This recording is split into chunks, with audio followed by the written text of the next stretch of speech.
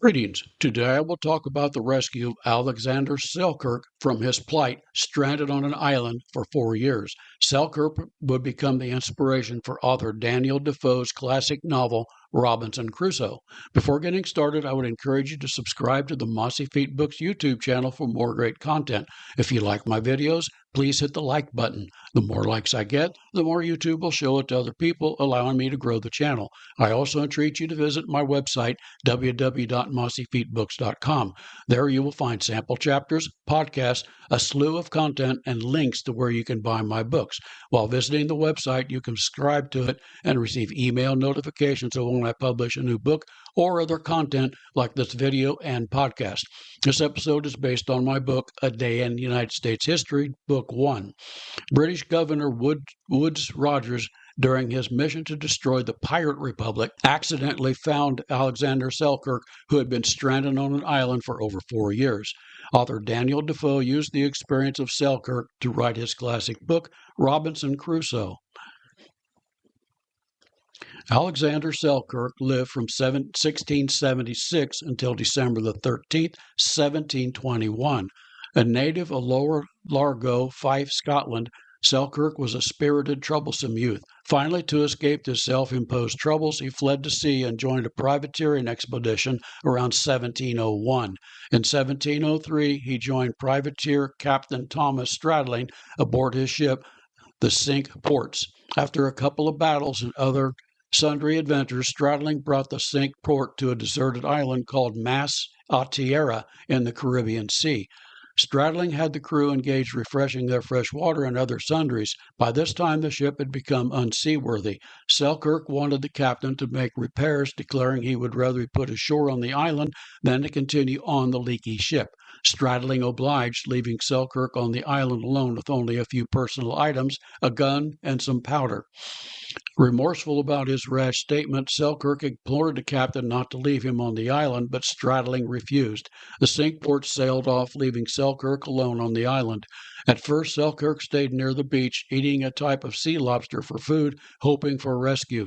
At length, noisy mating sea lions drove him inland. There he found feral goats that provided him with both meat and milk. His father had been a tanner, and he used his skills learned as a child to tan goat skins to make clothing and other things he needed. Some of his companions on the island were rats, which plagued him while he tried to sleep. He found relief by taming feral cats, also staying on the island. Twice he saw ships and hoped for a rescue, but both ships were Spanish. Since he had been a privateer and had raided Spanish shipping, he would not have improved his fate by allowing them to capture him. British Governor of Nassau, Woodes Rogers, had formed an expedition under orders of King George I to end the troublesome pirate republic that had infested the New Providence Island. During his successful expedition to end the scourge, Rogers had discovered Selkirk on the island. The half delirious with joy Selkirk amazed Rogers with his story of his isolation on the island for 4 years. Selkirk became part of the crew, and soon his prowess as a seaman propelled him into the position of second mate. Selkirk learned later that he had been correct in abandoning the Cinque Ports. The ship had foundered off the coast of Brazil and sank. After Rogers completed his mission, he wrote a book, A Cruising Voyage Round the World, that included Selkirk's story in 1712. Other articles followed. Selkirk claimed a portion of the prize money he had earned on one of his privateering missions. He enjoyed the easy life for a time, but soon fell into trouble. To escape them, he joined the Royal Navy and died of malaria in 1721. Daniel Defoe probably used Selkirk's adventure on the island as a basis for his book, Robinson Crusoe. Written in a This Day in History format, each of the 2 books in this collection of North American colonial history events includes 366 stories. The historical collection tales include many well-known as well as some little-known events in the saga of the United States.